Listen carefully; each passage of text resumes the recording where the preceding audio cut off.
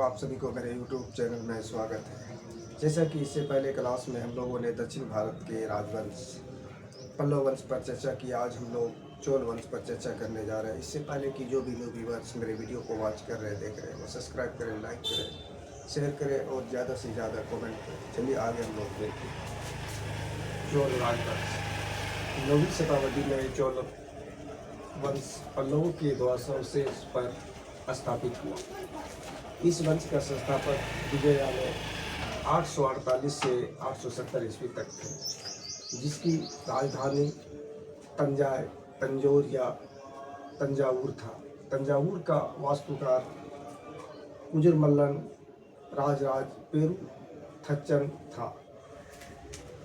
विजयालय ने नरकेसरी की उपाधि धारण की और निशुंभु सूदनी देवी का मंदिर बनवाया। चोलों का स्वतंत्र राज आदित्य प्रथम 870 से 907 ईस्वी में स्थापित किया। पल्लव पर विजय पाने के उपरांत आदित्य प्रथम ने कोंदाना राम की उपाधि धारण की। चोल वंश के प्रमुख शासक परांतक प्रथम 907 से 955, राजा प्रथम 985 से 1014, राजेंद्र चोल प्रथम 1014 से 1044, राजाधिराज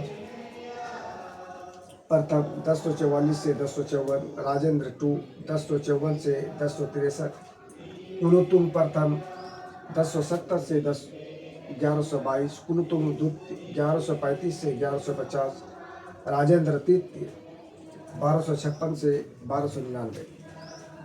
राजा राज प्रथम ने श्रीलंका पर आक्रमण किया। वहां के राजा महिम भाई 5 को भगाकर श्रीलंका के दक्षिण जीरा रोहन में शरण लेनी पड़ी।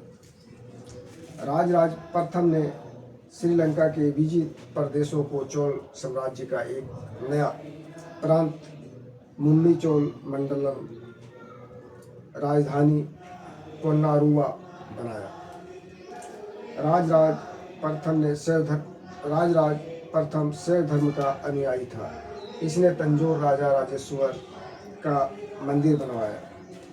11वीं शताब्दी के आरंभ में राजेंद्र प्रथम ने अपनी राजधानी में शिव मंदिर का निर्माण करवाया था।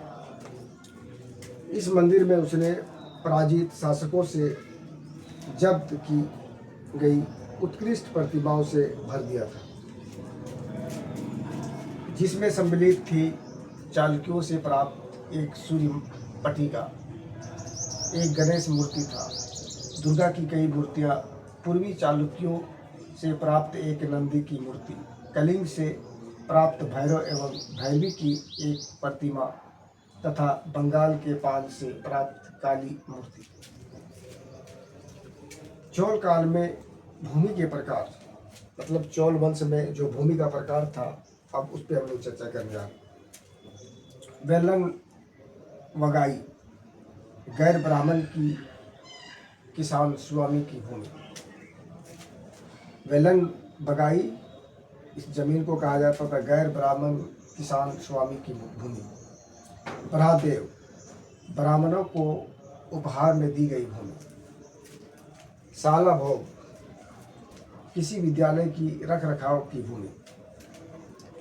देवदान मंदिर को उपहार में दी गई भूमि। पल्ली चंदम जैन संस्था को दान दी गई भूमि। दोस्तों, इससे आगे फिर हम लोग चोल वंश पर चर्चा करेंगे दूसरे क्लास में। तब तक के लिए थैंक यू, धन्यवाद।